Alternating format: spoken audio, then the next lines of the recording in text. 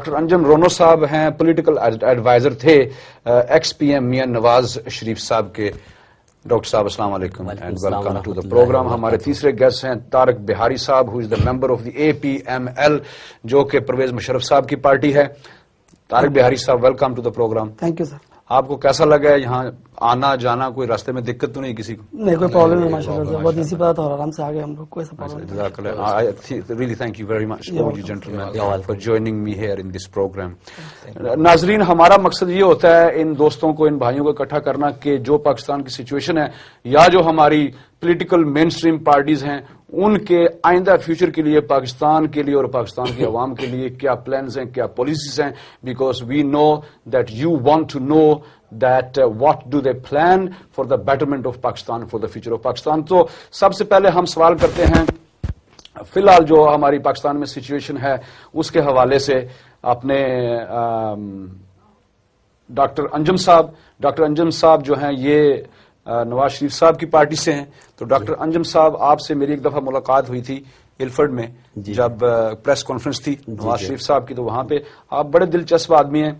میں آپ سے یہ سوال کرتا ہوں کہ پاکستان میں اب فی الحال جو ہے PPP کو 2.5 برس ہو گئے ہیں رول کرتے ہوئے.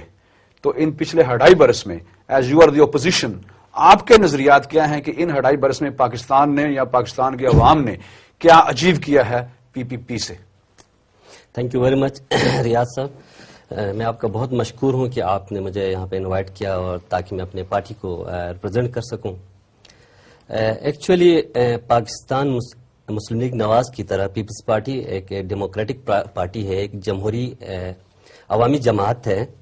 اور جب آپ کو پتا ہے 2.5 سال پہلے پاکستان میں الیکشنز ہو گئے تو ہماری بڑی توقعات ان سے وابستہ تھی. میاں نواز شریف نے بی کے ساتھ ایک میثاق جمہوریت سائن کیا تھا، اور آپ کو پتا ہے الیکشن کے نتیجے میں پرویز مشرف کی گورنمنٹ کو شکست ہوئی اور PMLN اور پیپلز پارٹی کو فتح نصیب ہوئی. اس کے بعد ان کی پیپلز پارٹی کی گورنمنٹ بن گئی اور میاں نواز شریف نے ان کو سپورٹ کیا.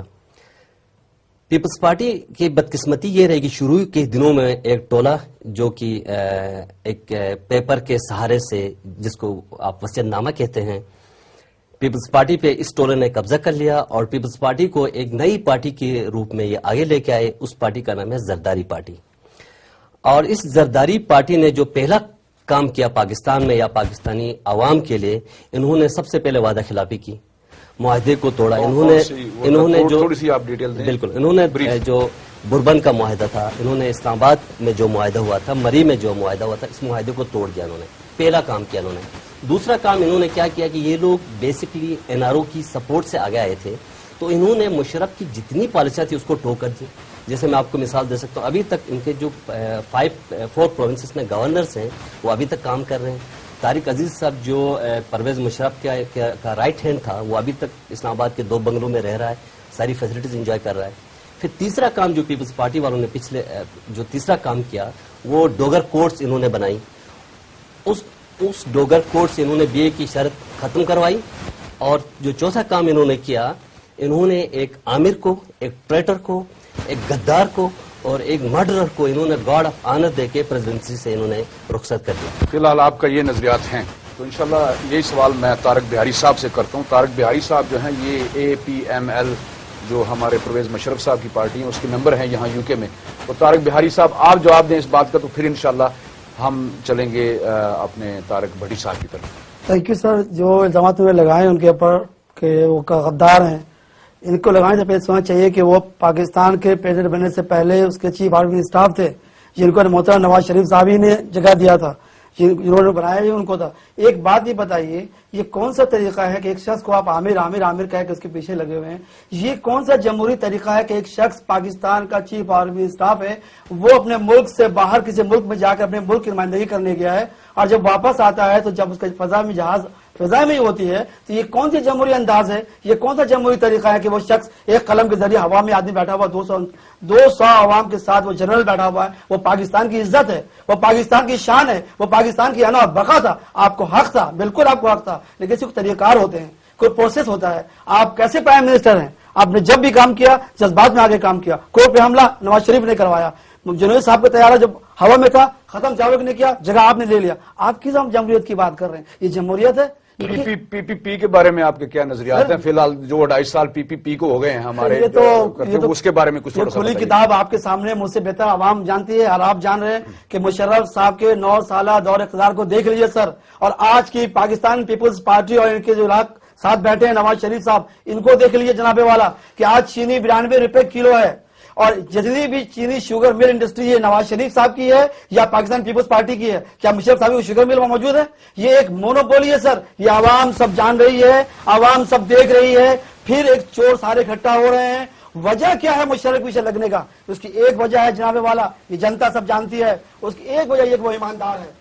ला मुशर्रफ के अंदर कोई भी ऐसे अकल ऊपर इस्तेमाल को लगाओ। मुशर्रफ साहब पे भी लोग कहते हैं कि सर, उनके ऊपर भी लोग 7 नहीं चार्जेस कहते हैं। बताइए क्या है जी, क्या चार्ज? मैं करप्शन की बात कर रहा हूँ। इस वक्त पाकिस्तान को एक ईमानदार रहनुमा की जरूरत है। आप मुशर्रफ पर चाहे जो इल्जाम लगा दें, सब आपकी मर्जी है लगाते रहें, लेकिन कम से कम एक इल्जाम वो उस पर कोई लगा नहीं सकता, कोई माई का लाल भी, कि उसने कोई बेईमानी की हुई, अकला परवरी किया हो, अपने बेटे को लगाया हो, कहीं डायरेक्टर लगाया हो, किसी को कहीं पर लगाया हो, ये सवाल ही पैदा नहीं होता है सर। ये परवेज मुशर्रफ की जो राह में रुकावट, आज पूरी पार्लियामेंट, पूरे सियासी लोग बन रहे हैं, वो सब चोर है, वो जानते हैं कि चौकीदार है जो पाकिस्तान। देखिए मुझे बोलने थे, एक्सप्लेन करने थे, बोले, लेकिन आप थोड़ा दूसरों को भी वक्त देना है। बिल्कुल दूंगा सर, मैं बिल्कुल, फिर दोबारा आपकी बारी आएगी, बिल्कुल आएगी, लेकिन ये कोई इंसाफ नहीं है, ये कोई इंसानियत नहीं है कि आप एक शख्स को मुल्क से बाहर बैठा है, आज पूरी पार्लियामेंट उसके पीछे लगे। एक बात बताएं आप, ये जो आज चीनी, आज पेट्रोल, अभी की रिपोर्ट आई है सर, अभी की रिपोर्ट है कि नहीं, अभी जो भी है हुकूमत तो आपकी है ना। चीनी चाहे महंगी, तो आप उस पर कंट्रोल क्यों नहीं कर रहे? शुगर मिल जो है, हुकूमत जो है, किसकी हुकूमत है? सॉरी आपने सॉरी, मैं 9 साल का हिसाब दे रहा हूं, जी, माफ कीजिएगा। तो फिर मुझे इनकी तरफ आप जाने दें जरा, क्योंकि आप मुझे, मैंने इनसे पूछना है। 9 साल तक मिस्टर प्रेसिडेंट परवेज मुशर्रफ साहब, तब भी तो बड़ी प्रॉब्लम लोगों ने फेस की थी, मतलब बताइए, उस पर बाद में आएंगे इंशाल्लाह। लोग भी कहेंगे, लोग आपको बताएंगे, मेरा तो मसला नहीं है। लाएं, बताएं मुझे, नाजरीन से कहता नाज़रीन साहब हूं, बड़ी मेहरबानी, आप प्रोग्राम देख रहे हैं और देखते रहिएगा। पहले पार्ट के बाद इंशाल्लाह ब्रेक के बाद फोन लाइंस भी खुलेंगी, और मैं आपसे गुजारिश करता हूं कि आप भी फोन के जरिए से प्रोग्राम में हिस्सा लीजिएगा। And let's make this programme a great programme, and you have all the rights to ask these 3 gentleman any questions that you want to ask. जनाब, अब आपकी बारी है। उन्होंने भी आपके खिलाफ बातें की हैं, इन्होंने भी आपके खिलाफ बातें की हैं, और पब्लिक भी आपके खिलाफ बातें कर रही है। मैंने तो लोगों से जिनसे पूछा है वो तो खुश नहीं है पीपीपी के बारे में। वो कहते हैं कि जब से पीपीपी आई है हमारे तो मुल्क की तबाही हो गई है। आप इसके बारे में क्या कहते हैं? बिस्मिल्लाहिर्रहमानिर्रहीम, नहमदुहु व नसल्ली अला करीम। पहले तो जनाब बात यह